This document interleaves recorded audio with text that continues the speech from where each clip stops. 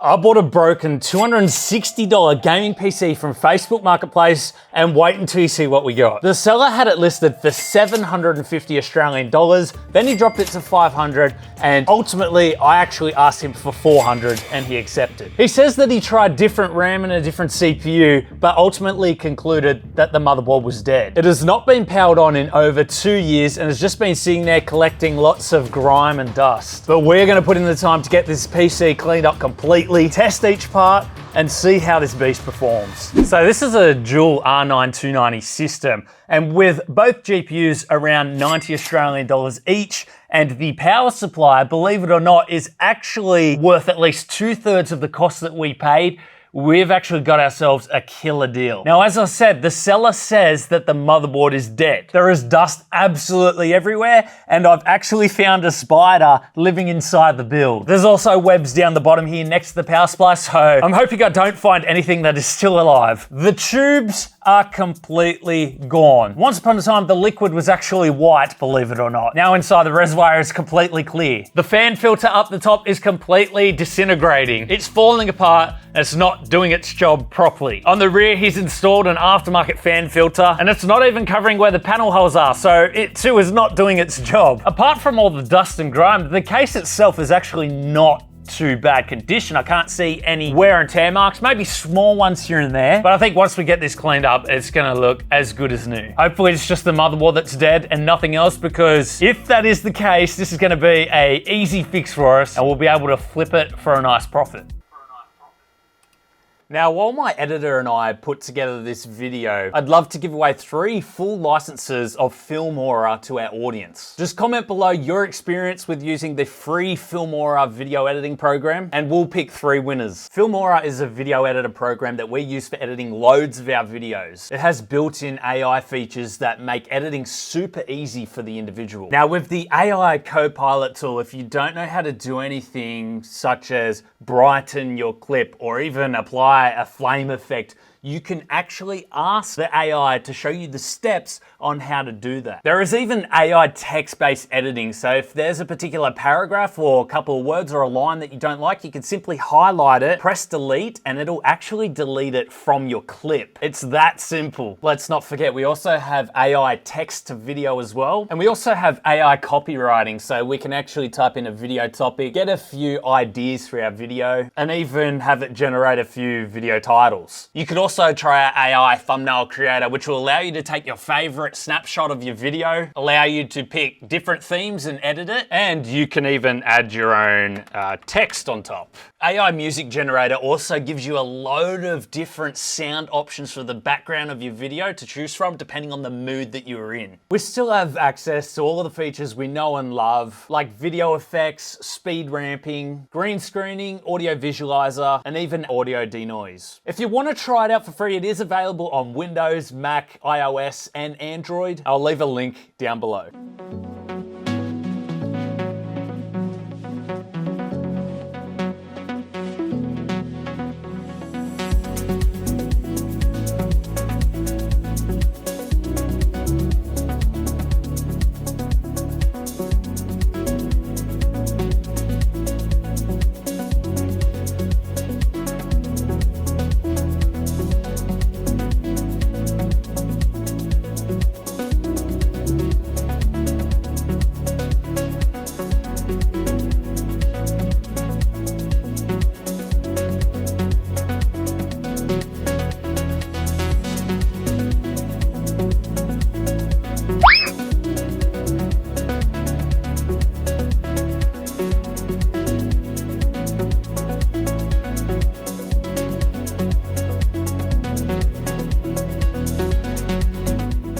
So now that we've got everything out of the case, we can actually take a closer look at what we are dealing with here. So to start with, the case is actually in a really good condition. It's greasy and grimy and obviously very dusty, but apart from that, once I get the hose on it, I think it's gonna clean up really well. I don't see too many surface scratches or anything around the outside of the case. The thumb screws, they're a little worn, so I'll probably give them a little bit of a paint job as well. The family of spiders up there, they'll be easy to remove as well, so we'll be able to get this PC insect-free. Now, the weirdest thing that I did find with this case was all of these washers. They were just all sitting at the bottom.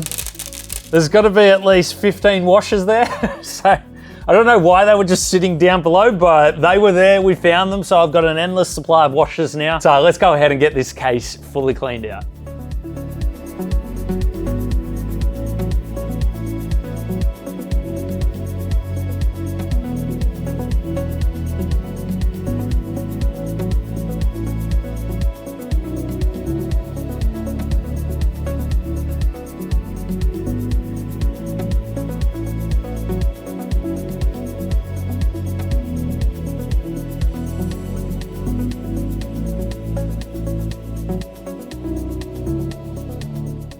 Well, this case has certainly had a fantastic cleanup, and I've got to say, it's actually in a really good condition.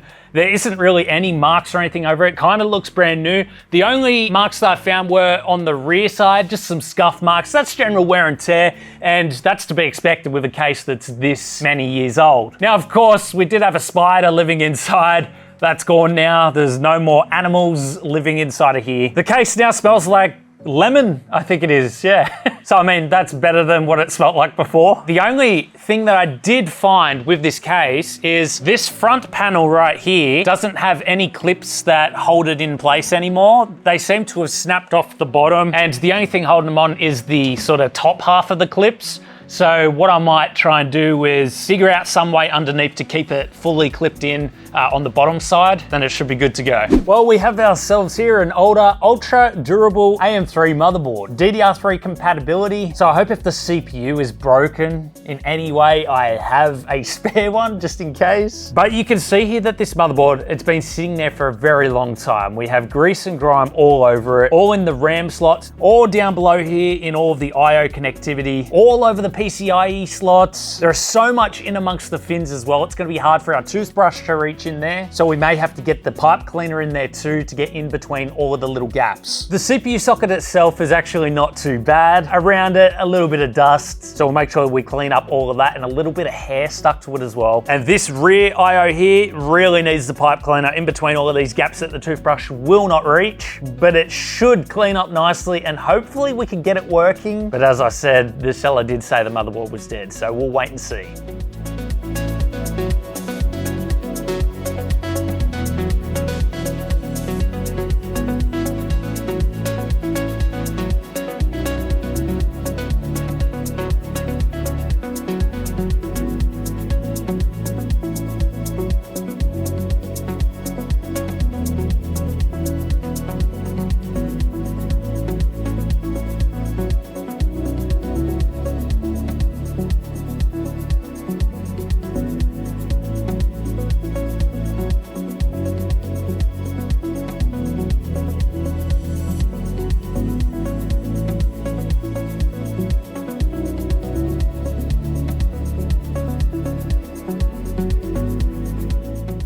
The motherboard. This is the big mystery of this whole entire project. The seller reckons it doesn't work. We've cleaned it up. I can't find anything that I can see is wrong with it, but you know, there's lots of hidden items on here which could play a role in making this motherboard not work. We got all of the dust out, all the fins are clean, the RAM slots completely clean, CPU socket, no dust at all. Even the PCIe lanes are down the bottom there, completely clean. The rear IO is looking pretty bad in terms of staining, but there is no more dust on there as well. So it should be functioning as best as it ever has. This will be an interesting one. I can't wait to test it out. So our CPU is the AMD FX 8350, and on first glance, it looks like that there wasn't enough thermal paste used. There's barely any on the CPU block, and there is little to none on the CPU itself, and it is completely dried up. I mean, it has been sitting there for 2 years, so that could have been the reason, but a fresh coat of thermal paste is certainly going to do this CPU some good. Now, upon first glance, none of the pins look damaged at all. It looks to be in pretty good order, so I don't see why this CPU wouldn't work again. But as I said, we will test everything outside of the case before we put it all back together, because I really want to narrow down if the motherboard is dead or if something else is dead in the system. Now, apart from the obvious grease, grime, and dust on the radiators, I really want to focus on what is happening inside the tubes. All of this white coating is all of the residual drop-off from the white liquid. If you guys remember, it was completely clear when we removed it And that means that all of the white gunk is not only through the tubes, but it's gonna look like this inside the radiators. So we're gonna have to do some heavy cleaning inside of these in order to remove all of that gunk. I'm talking things like vinegar, bleach, and even some system prep. Now, obviously by the coating on the tubes, we know that the liquid was previously white, but I've also found blue liquid on this one. So at one point in time, I believe the liquid in the system was blue. I also found some yellow dye. So the liquid could have also been yellow at one point in time as well. Now, the fact that there is a lot of blue liquid going down this radiator suggests to me that either they spilt it while filling or there has been a leak at some point in time in this loop. The fins on this particular radiator are a little bit damaged, but the water channels are fine, so it's not going to hurt the radiator's performance at all. For those of you who are old school water coolers, you'll know exactly what this is in the tube. They've got a silver kill coil, and silver is a natural biocide, and that's what the water coolers used to put in their loops as a preventative for mold and algae and things like that. Now, these should clean up well with the toothbrush, and I'll probably hose the fins out as well first to try and remove a lot of that dust. Let's get into it.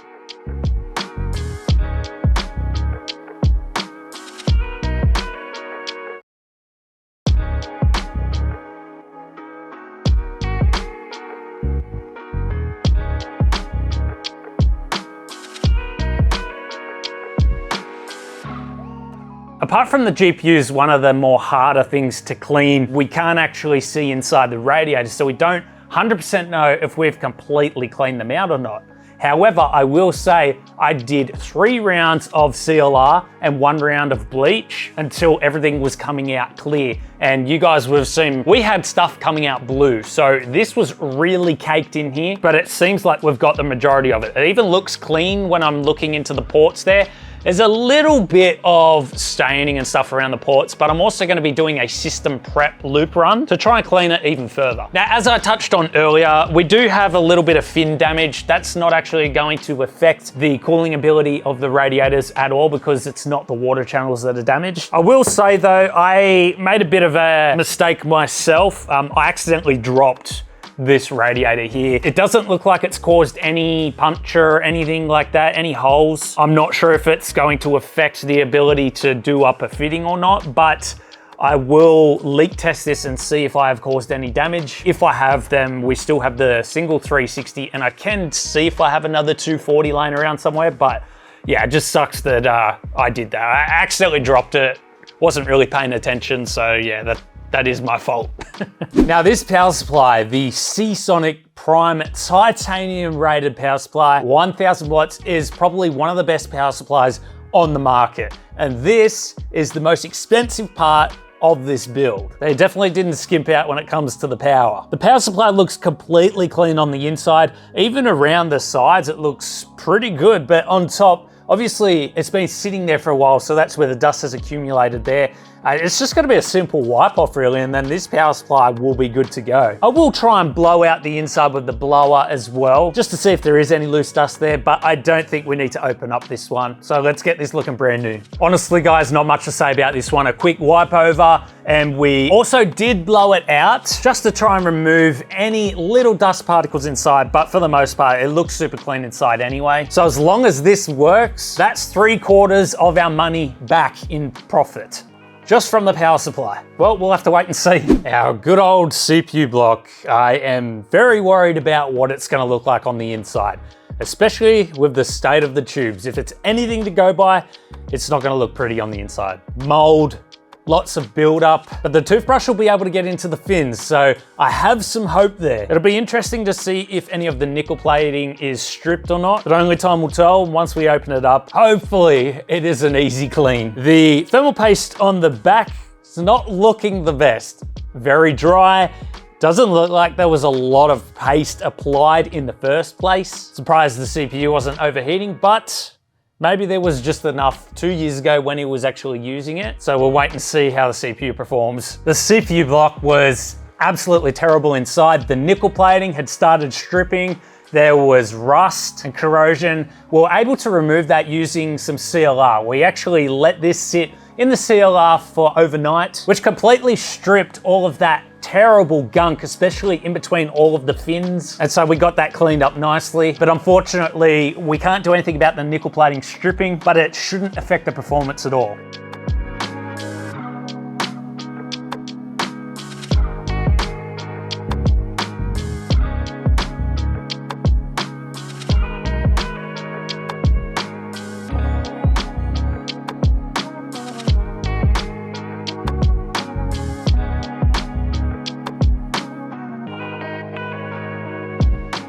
The only other thing we noticed is that the EK Waterblocks badge has a little bit of scuff marks, general wear and tear, and on the rear as well, there's a few little scratches here and there, but again, not going to affect performance, so it should be good to go. For our RAM, we have 16 gigabytes of DDR3 RAM from Corsair. This is running at 1866 megahertz and C9 timings. There's a little bit of dust over it and around the edges as well. The toothbrush will be able to get in between all of the fins on the top there. So I'm not too worried about this. I think it will clean up nicely. My only concern, well, not too much a concern, but if you look at the top fins on this one, it looks like something has actually hit it and bent the fins. So I'm sure we'll be able to get them straightened up, but I'm wondering what could actually cause that. This has received a heavy knock at some point in its life. Quite interesting. Anyway, let's get them cleaned up.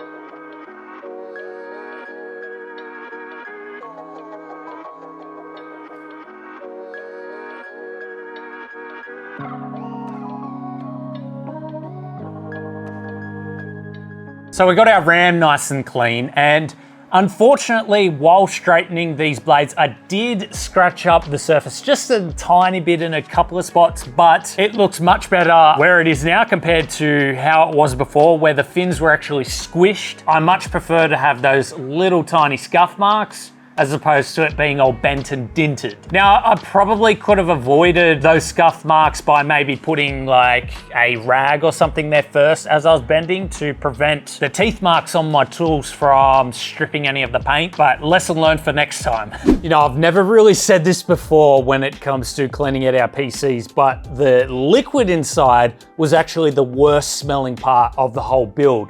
When we opened up this cap and we started taking the water out, the stench of it was absolutely terrible. There is mold growing inside of this. There is all of that white gunk from the liquid growing inside. There's loads of dust around it. This is a D5 pump, so I'm hoping it still works, but we're definitely gonna be replacing all of the tubing in the build because it's too far gone. But if the tubing is this bad, it'll be interesting to see what the pump is like on the inside, but at least it's easy to reach, so we should be able to clean that up pretty easy. Well, we better get cleaning.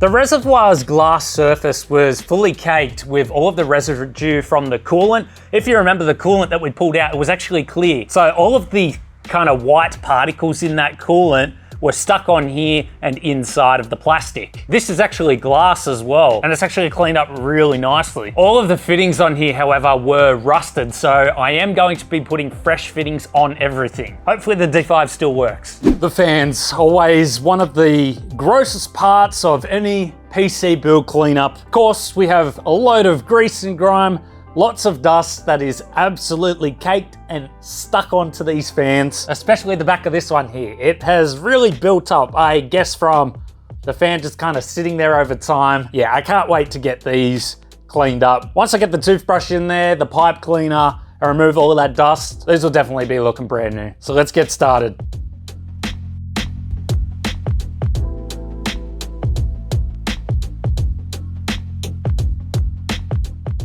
The fans cleaned up really well. They're looking pretty much brand new, which is absolutely fantastic. Even the 140mm looks incredible.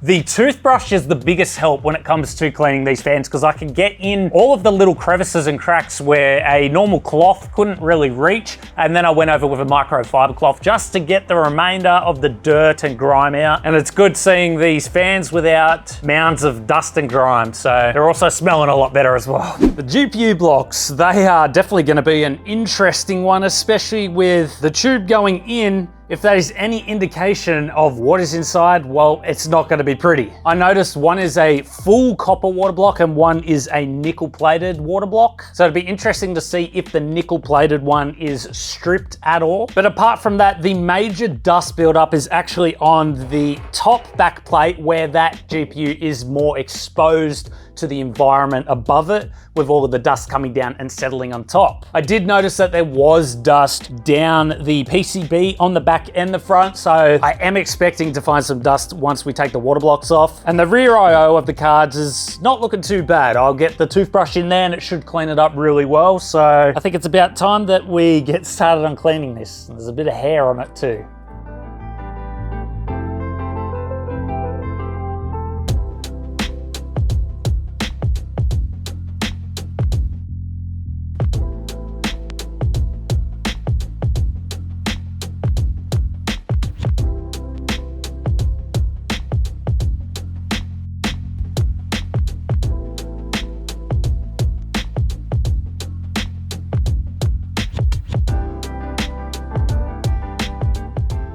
Well, I just took the GPU block off and it's much worse than I thought it would be. I really hope we can get this cleaned up, but there is so much rust and corrosion in here. I don't know, we'll see, guys.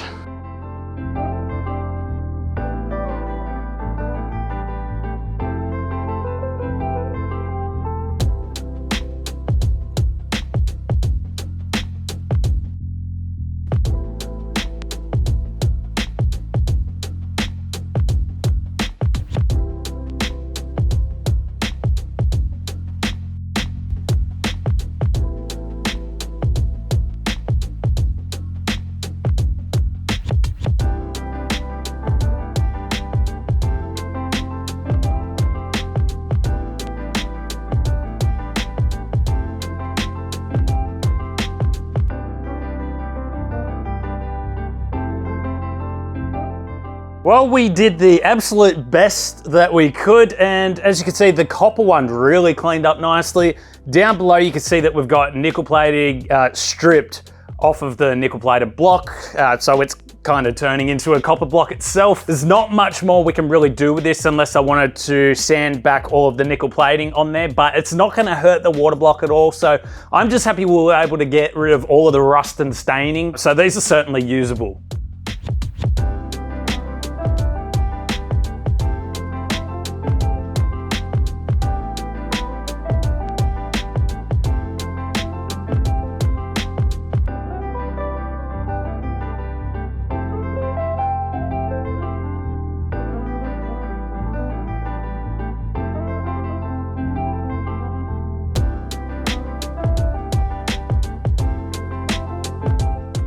Whoa, the GPUs. I mean, probably the worst part of the whole cleanup in this particular build. Now on the outside, we do have some surface scratch marks. They are old cards, that's to be expected, but the IO is not too bad. A few little stains here and there. And the metal on the front as well does have some scratching too. It is worth noting, I did have to drill one screw out of this water block because it was rusted inside and I couldn't actually open it. Someone had tried to get in before and had completely stripped this one. And the back plates themselves also look pretty good. Not too much wear and tear. Well, we've done everything we can do to possibly help these parts and give them their best chance. Now it's time to put it all back together and work out what the problem is. Let's get to it.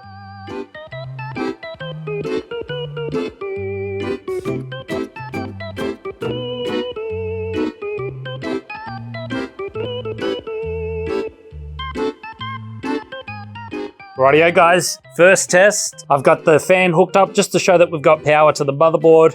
One of the GPUs hooked up, CPU is in, original RAM, original motherboard, and original power supply. I heard the power supply turn on and we're obviously getting some power to the motherboard. All right, there's definitely something wrong, guys. Screen's not turning on. A few moments later. All right, trying with a different GPU now and only one stick of RAM to see if this works. Hopefully we get some display output. Well, actually, hopefully not, because I'd rather the motherboard be dead than the GPU. And once again, looks like we're getting nothing. Later. I just set up a new motherboard. We've got the GPU in and we're getting some signal. Thank you. I'm so glad that works. All right, let's try the second GPU. Second GPU is in. We know the power supply's working. We know the first GPU is working. If we could get this second GPU to work, it means that either the CPU or the motherboard is bad. I don't have another CPU to test in there, so we may have to order a CPU and motherboard combo, which is fine because if both GPUs and the power supply are working, then we've already made our money there and we have a little bit extra that we could spend. It works. Yes. Wow, people really are trying to make some money, aren't they? I can't really justify paying $320 for an AM3 Plus motherboard. We've got the bottom of the line motherboards on there for $79 and $85. I still can't justify paying that. They don't even have heat sinks on them. Pretty ridiculous, but I do have another option that I'm thinking we'll go with. So I don't know if you guys remember, but in a previous cleaning video, we actually had the G1 gaming motherboard and it was dead. Now I had a mate reach out who fortunately actually found another G1 gaming motherboard and hopefully it's working completely fine. I think it'll be the perfect upgrade for this system. Now, not only can I repurpose the water block that's on there for the water-cooled build, but I also have a CPU which will fit nicely into this as well. So instead of paying the hundreds of dollars that people wanted on eBay, we're still gonna be saving a lot of money there. After all, paying $200 odd, even 80 bucks for another motherboard just doesn't make sense with this build. So there's two upgrades I'm gonna be making to the system. Number one, we've got the i5 6600K overclockable CPU. And number two, we now have the ability to add an NVMe drive. So we're going to put a Gen 3 FireCuda 510 inside. This is 1 terabyte, so we don't have to wait for the hard drive to load up all the programs and games. So that is going to be a noticeable upgrade right there. We've also now got some DDR4 RAM running at 2133 megahertz. This is 16 gigabytes.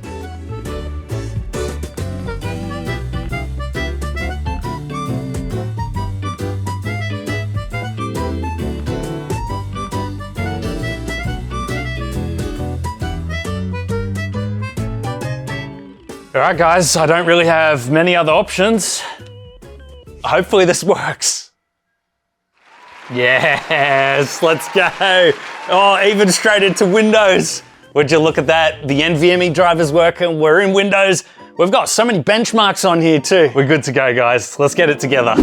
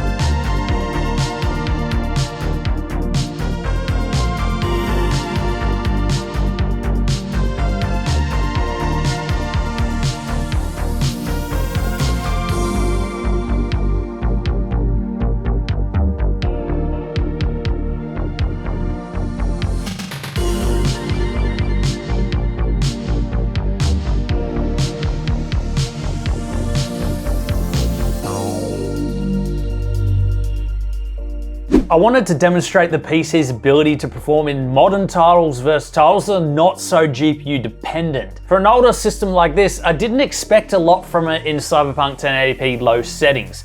In fact, it was unplayable. Not the game itself, but rather due to the recording or streaming. This PC was not able to have gameplay and record at the same time, which honestly is to be expected. It gets so much smoother when we disable recording. We were actually achieving around 50 FPS on average, with the CPU sitting around 27 degrees and the hottest GPU around 34 degrees. GTA 5 1440p, we were experiencing similar issues. The load that the recording puts on this PC heavily affects the PC's gaming performance. Unplayable in my eyes. However, if you turn the recording off, we are getting around 90 FPS in 1440p. Again, the CPU is around 30 degrees, while the GPUs hit around 33 degrees. And now for the final shots.